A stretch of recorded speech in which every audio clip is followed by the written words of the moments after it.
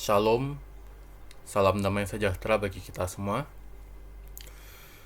Pada kesempatan kali ini, sesuai dengan apa yang sudah saya umumkan pada video sebelumnya, saya akan menjelaskan KGK yang untuk mengulang, untuk mereview adalah Katekismus Gereja Katolik atau rangkuman seluruh ajaran gereja yang adalah ajaran Tuhan. Dan saya merencanakan untuk menjelaskannya atau yang merangkumnya juga dari awal sampai akhir KGK. Ini akan menjadi proyek yang sangat panjang. Jadi semoga kita semua dapat mengikutinya dengan baik. Pada kesempatan kali ini saya akan menjelaskan mulai dari bab pertama KGK, yaitu paragraf nomor 27 sampai dengan bab 3, yaitu paragraf terakhirnya adalah nomor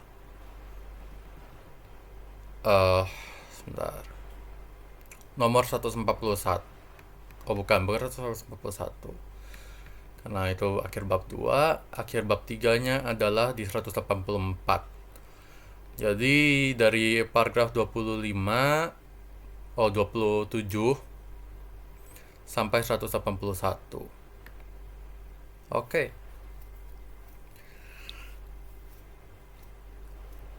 Video ini saya buat sebenarnya berdasarkan selain pembelajaran saya secara pribadi juga, yaitu maksudnya saya membaca Katekismus Gereja Katolik secara otodidak, tapi juga saya mengikuti kursus gratis online dari Institute of Catholic Culture.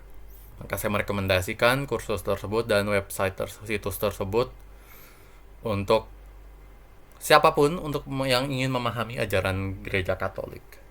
Oke, adalah kita mulai. Pada paragraf 27, bab pertama, judulnya adalah Kapasitas Manusia untuk Allah, atau Man's Capacity for God, atau dalam bahasa Latin Capax Dei. Jadi bagian pertama kita hendak membahas tentang kerinduan manusia terhadap Allah. Kalau kita jujur pada diri kita sendiri dan kita merefleksikan pengalaman yang paling universal dan paling konsisten dan paling dalam diri kita, kita akan menemukan bahwa pengalaman itu adalah suatu kerinduan yang tidak bisa dipuaskan. Dan ini nyata sekali dalam segala tindakan dan hidup manusia. Semuanya itu dilandaskan pada kerinduan ini yang sangat misterius, yang seperti tidak ada habisnya, tidak ada dasarnya.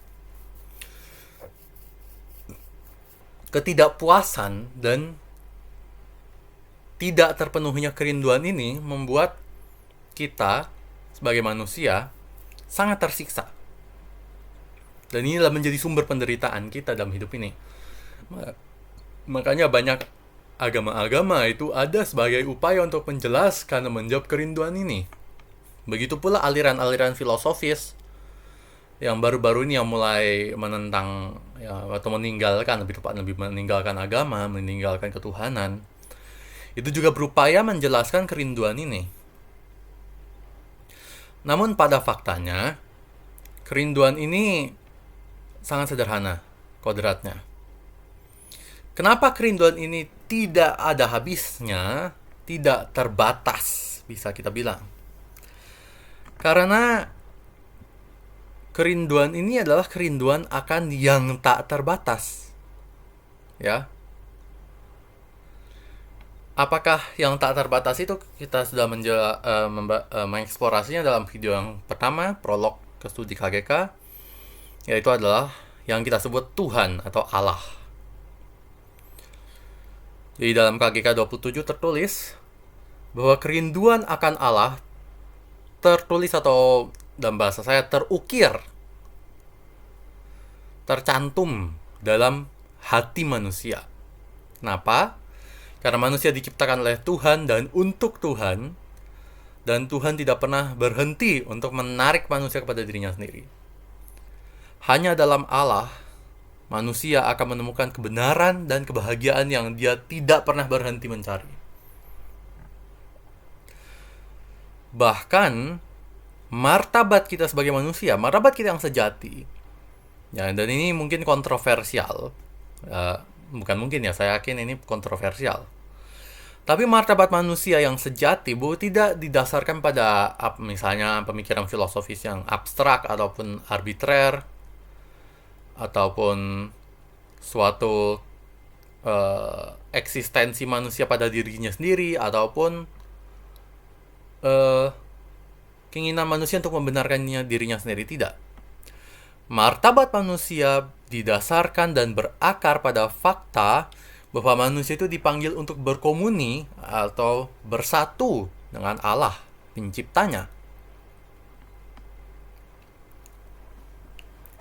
Sebab manusia diciptakan jika manusia ada, itu karena Allah telah menciptakannya dengan kasih, dan melalui kasih terus-menerus mempertahankan keberadaan manusia.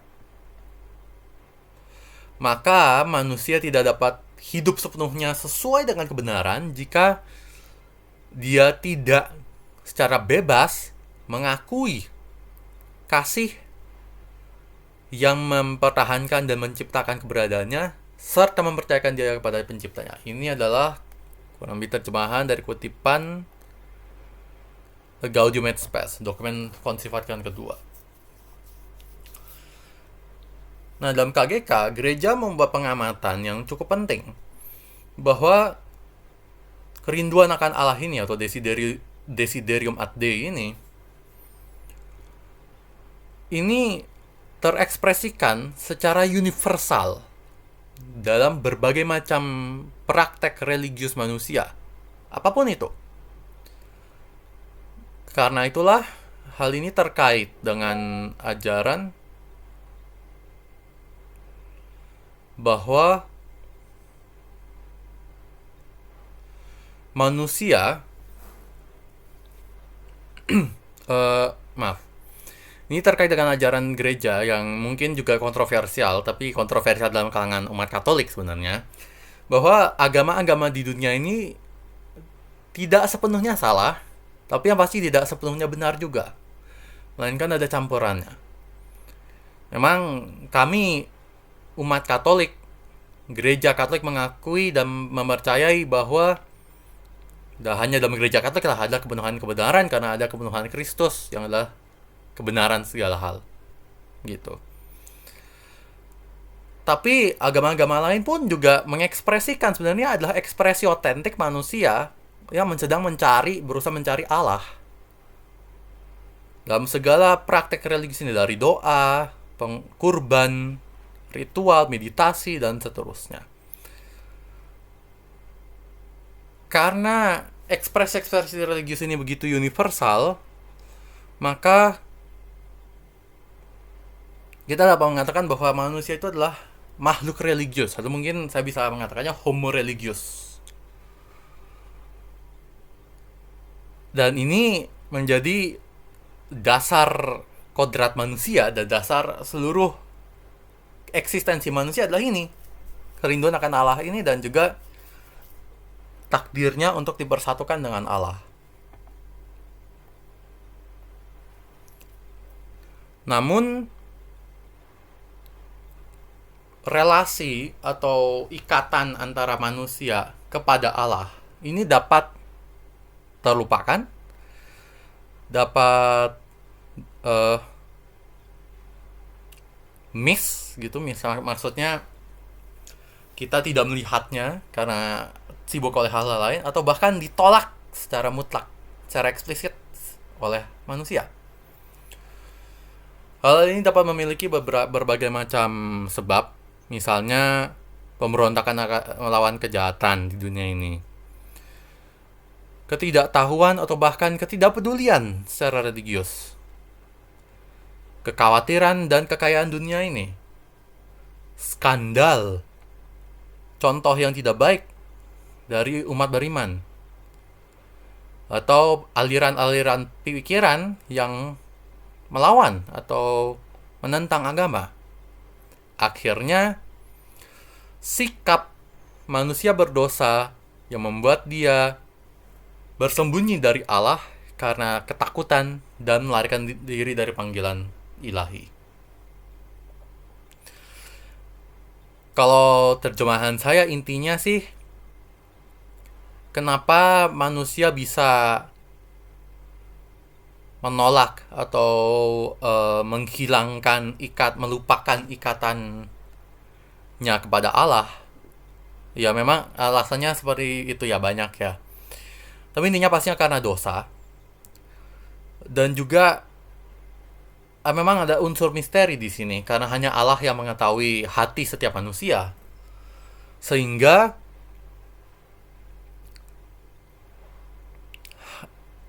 ada unsur di mana manusia itu diberikan suatu rahmat, lalu dia menolak rahmat itu. Dan terus ditawarkan rahmat sampai dia meninggal, tapi dia terus menolaknya dan akhirnya hilang. Manusia itu binasa. Namun bagaimana dan mengapa persisnya seorang manusia itu, seorang pribadi bisa menolak, kita tidak begitu tahu. Tapi alasan yang mungkin itu sudah dijelaskan oleh KGK.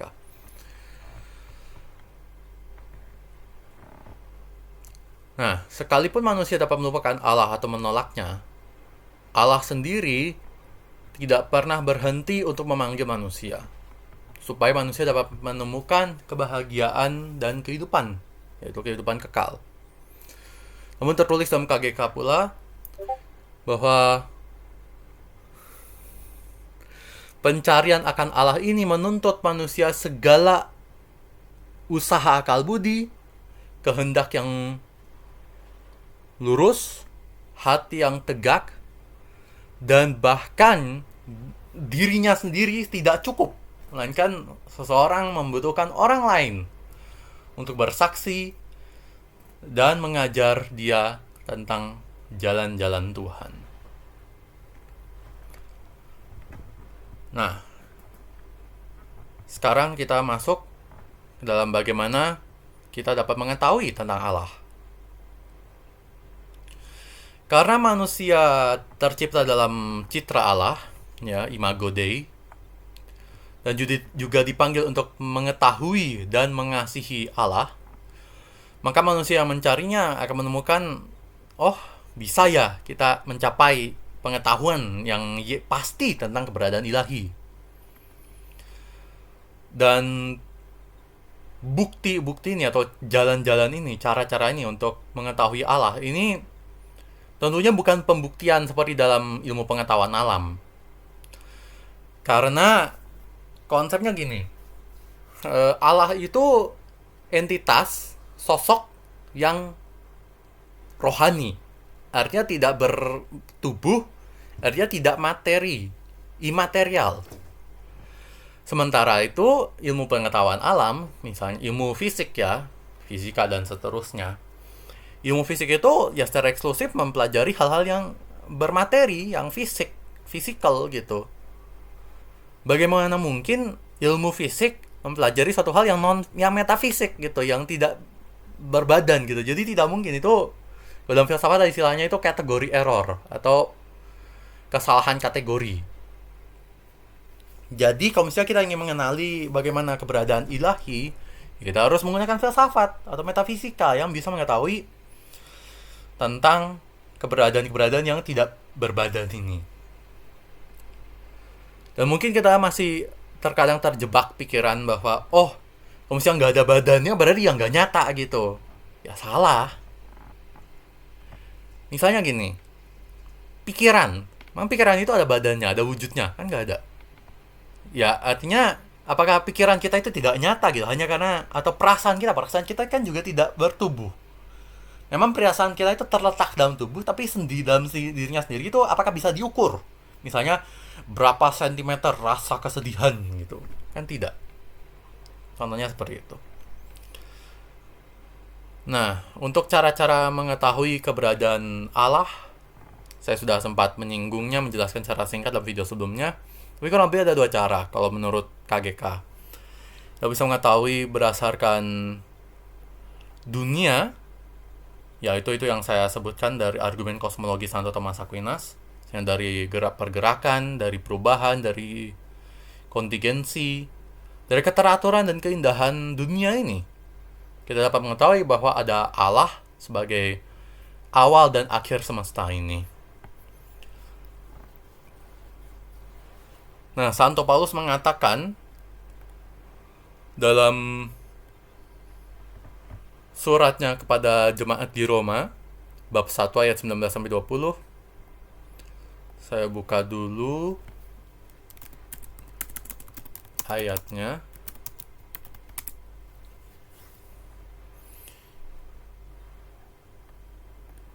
Karena apa yang dapat mereka ketahui tentang Allah nyata bagi mereka, sebab Allah telah menyatakannya kepada mereka. Sebab apa yang tidak nampak daripadanya, yaitu kekuatannya yang kekal dan keilahiannya, dapat nampak kepada pikiran dari karyanya sejak dunia diciptakan, sehingga mereka tidak dapat berdalih. Kalau dalam bahasa Inggris, kurang lebih istilahnya adalah they cannot make an excuse. Jadi kurang lebih kalau misalnya saat hari penghakiman ya, karena konsep hari penghakiman kan cukup umum. Pada saat hari penghakiman mereka tidak dapat berdalih kepada Allah bahwa kami tidak tahu tentang engkau gitu. Ya Allah akan mengatakan, aku sudah memberikan dunia ini adalah bukti bahwa aku ada gitu. Nah. Lalu cara yang kedua yang lebih menarik adalah tentang pribadi manusia. Saat kita meneliti bagaimana kita ada, bagaimana eksistensi kita itu ada dalam dunia ini, kita akan mengetahui bahwa kita ini ternyata memiliki jiwa. Kita memiliki suatu bagian dari diri kita sendiri yang bukan tubuh saja. Karena sekarang ini banyak sekali aliran pikiran, perkataan-perkataan yang mengatakan bahwa kita itu tidak berjiwa, kita hanya tubuh. Itu salah. Kita sesungguhnya memiliki jiwa. Bagaimana kita membuktikannya? Pertama, kita memiliki suatu perbedaan yang besar antara diri kita dengan hewan, dengan binatang, apalagi dengan tumbuhan. Walaupun ada kesamaannya, tapi perbedaannya jauh lebih besar. Bila mana manusia dan binatang lainnya sungguh setara, harusnya satu, tidak ada peradaban. Kedua, setiap binatang memiliki peradabannya sendiri. Faktanya, kedua proposisi itu salah semuanya. Yang benar adalah manusia memiliki peradaban, kebudayaan, bahasa, filsafat, pemikiran, agama, dan seterusnya yang sangat kompleks, ekstensif.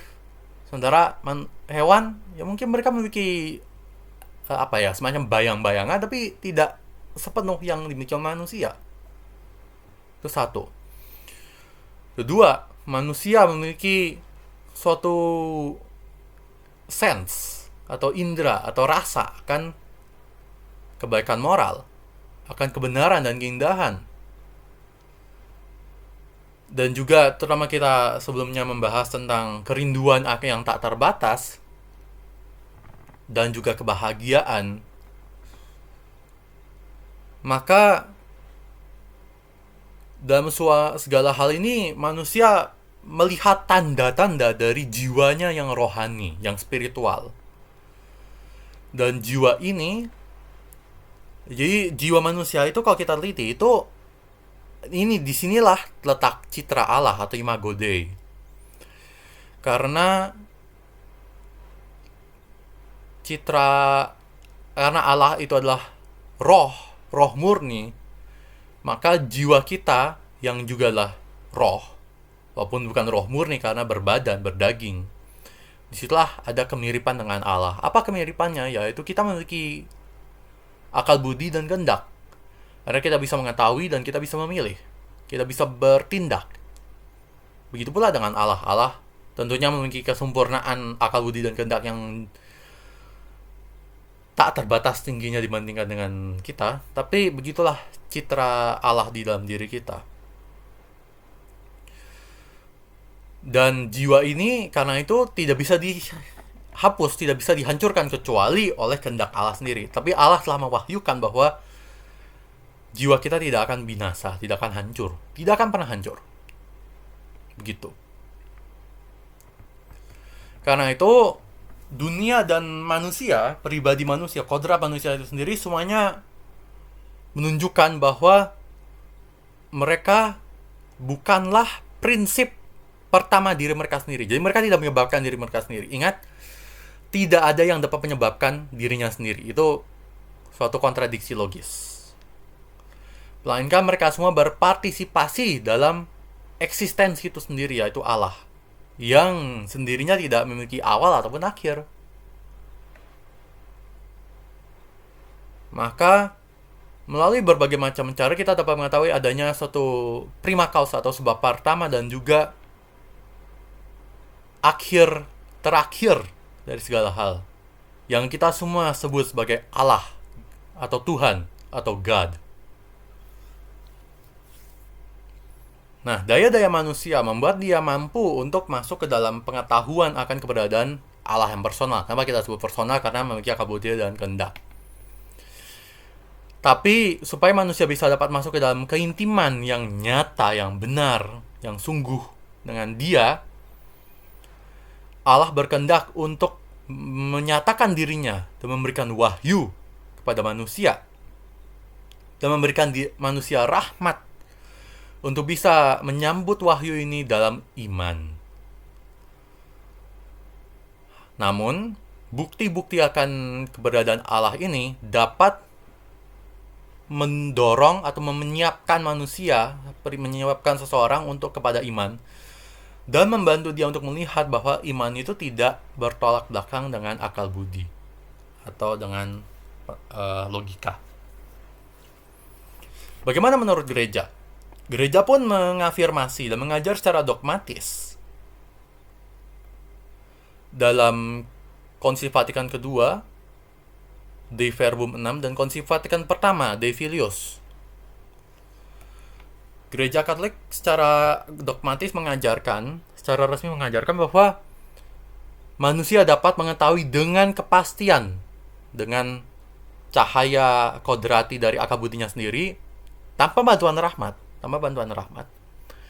untuk mengetahui bahwa Allah itu ada. Kalau misalnya manusia dia memiliki daya ini atau kapasitas ini, tentu manusia tidak dapat menyambut wahyu ilahi. Karena logikanya gini, kalau misalnya manusia tidak dapat melihat sama sekali bahwa Allah itu dapat dibuktikan secara rasional keberadaannya, maka manusia tidak akan mungkin bisa melihat bahwa iman itu logis. Jadi ya manusia tidak akan bergerak ke situ, karena kita memang secara sekalipun seringkali kita tidak bertindak secara rasional, tapi kodrat kita adalah kita berusaha mengikuti suatu peraturan yang rasional, setidaknya dalam pandangan kita sendiri. Kalau kita tidak melihat itu, bahwa Allah itu sungguh sebenarnya rasional, bahkan sumber segala rasionalitas, maka kita tidak akan bisa mencapai Allah sama sekali. Nah, meski begitu, gereja juga mengakui bahwa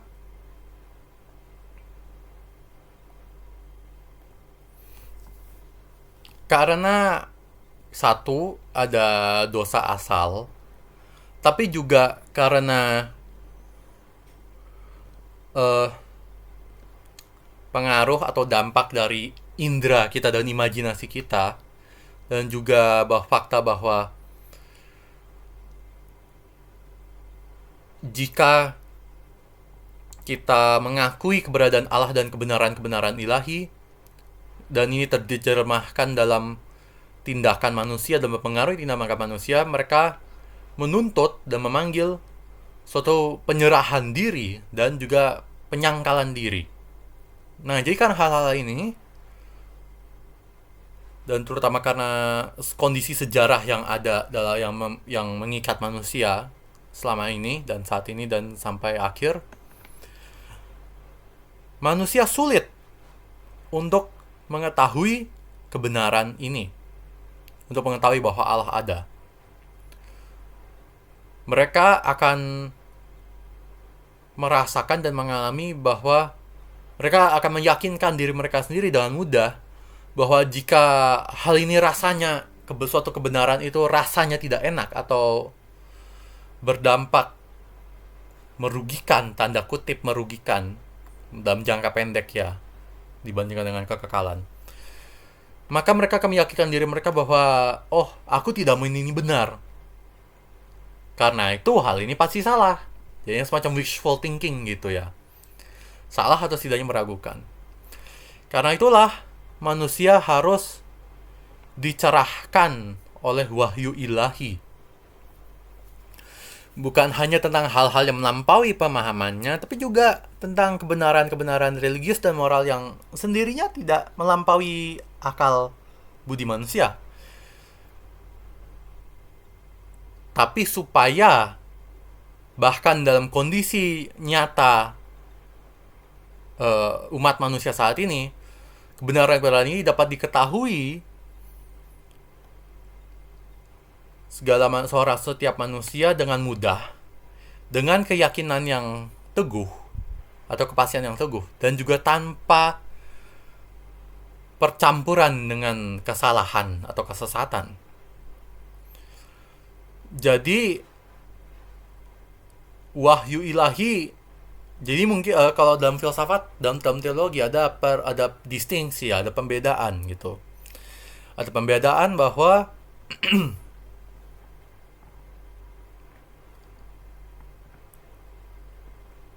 ada suatu hal yang dapat terjadi, mungkin terjadi secara mutlak, tapi bisa jadi karena relasi-relasi atau kondisi-kondisi yang ada, hal ini menjadi sangat sulit terjadi. Dan ini persis yang terjadi pada kebenaran tentang eksistensi Tuhan. Ini baru eksistensi Tuhan, keberadaan ilahi. Belum kita masuk ke dalam area Tritunggal, inkarnasi gitu, bahkan surga neraka gitu kan, yang asik-asik ya gitu, yang rumit, yang berat-berat ya. Ini baru keberadaan Allah secara fundamental itu. Itu menjadi sangat sulit diketahui karena kondisi-kondisi yang mengikat manusia dalam sejarah saat ini, sehingga wahyu ilahi itu tetap dibutuhkan untuk mencerahkan manusia untuk memahami hal-hal ini. Lalu bagaimana kita dapat mengetahui tentang berbicara tentang Allah? Dalam membela kemampuan manusia untuk berakal budi dan bernalar dan mengetahui Allah, maka gereja mengekspresikan kepercayaannya dalam kemungkinan untuk berbicara tentang Dia kepada dan bersama semua manusia. Karena itu, hal ini juga termasuk dialog dengan agama-agama lain, dengan filsafat dan ilmu pengetahuan, dan juga dengan orang-orang yang tidak percaya dan orang-orang ateis. Karena pengetahuan kita akan Allah terbatas, maka bahasa kita juga terbatas. Allah itu tidak terbatas. Jadi tidak mungkin dapat dirangkum atau di-contain atau dibatasi atau dikandung oleh bahasa yang terbatas. Bahasa itu pada dasarnya suatu ciptaan, suatu benda yang juga tercipta gitu. Dan makhluk yang tercipta tidak dapat mengandung Allah yang tak terbatas. Ya, kecuali dalam kondisi-kondisi khusus, tapi itu kita akan pelajari di waktu nanti.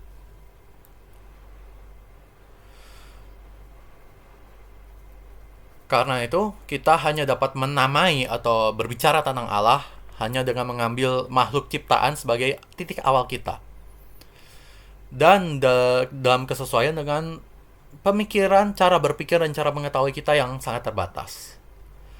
Setiap makhluk yang tercipta itu sebenarnya suatu imitasi atau tiruan dari Allah gitu. Jadi bisa bilang Allah itu yang aslinya, tanda kutip cetakan aslinya. Setiap makhluk lain itu ya tiruannya gitu, dan tiruannya tidak pernah sempurna gitu, tidak pernah sempurna persis sama dengan Allah. Dan dari semua makhluk, yang paling menyerupai Allah adalah manusia. Yang hanya manusia yang tercipta dalam citra dan keserupaan dengan Allah. Semua kesempurnaan makhluk-makhluk ciptaan, dari kebenaran mereka, kebaikan mereka, keindahan mereka, semuanya merefleksikan, mencerminkan kesempurnaan yang tak terbatas dari Allah. Maka kita dapat melihat kesempurnaan ciptaan ini dan kita melihat, oh ya, Allah itu sebenarnya seperti ini gitu, dia seperti itu gitu. Meski begitu, Allah melampaui segala ciptaan. Maka kita harus selalu memurnikan bahasa kita supaya segala hal yang terbatas, yang tarik kepada gambar atau imaji atau bahkan tidak sempurna, itu dimurnikan gitu dari bahasa kita, supaya kita tidak membingungkan atau mencampur-adukan citra Allah kita dengan representasi manusiawi kita.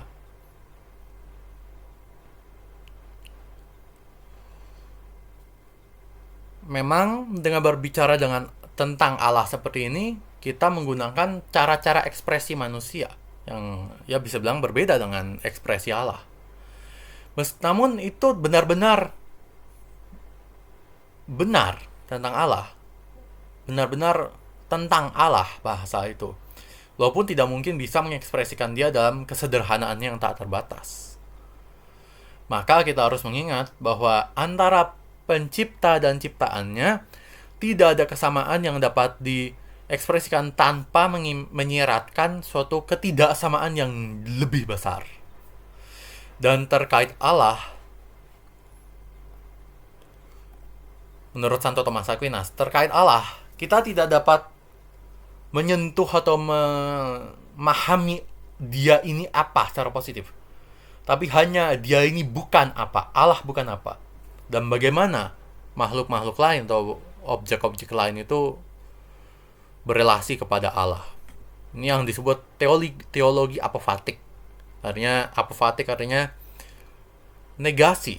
Kita mengetahui Allah hanya berdasarkan negasinya. Itu Allah bukan ini, Allah bukan itu.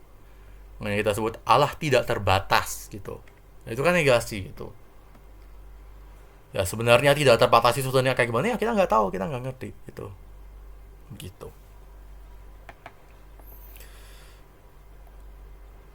Nah sekarang kita dapat mulai merangkum untuk bab ini. Saya awalnya mau menyentuh 3 bab tapi sebenarnya terlalu panjang dan terlalu lama. Jadi kita hentikan dulu di bab 1 ini terkait capax Dei atau kapasitas manusia untuk Allah. Jadi manusia pada kodratnya dan pada panggilannya adalah makhluk religius. Berasal dari Allah menuju Allah. Manusia hanya menjadi manusia yang sepenuhnya jika dia secara bebas hidup menurut ikatannya kepada Allah. Lalu manusia dipanggil untuk berkomunikasi dengan Allah yang dalam dia menemukan kebahagiaan. Mungkin kita mengingat perkataan Santo Agustinus, "My heart is restless until it rests in you." Atau, hatiku gelisah sampai dia beristirahat dalam Tuhan. Lalu manusia jika mendengarkan pesan ciptaan dan juga suara hati, dia dapat menemukan keyakinan atau kepastian akan keberadaan Allah. Lalu gereja juga mengajarkan hal tersebut secara dogmatis. Dan kita juga dapat berbicara tentang Allah. Kita dapat tanda kutip menamai Allah. Mulai dari totalitas, kepenuhan, kesempurnaan ciptaan-ciptanya. Yang adalah kemiripan dengan kesempurnaan ilahi yang tak terbatas. Lalu terakhir, tanpa pencipta, makhluk hilang. Karena itulah umat yang percaya, umat beriman,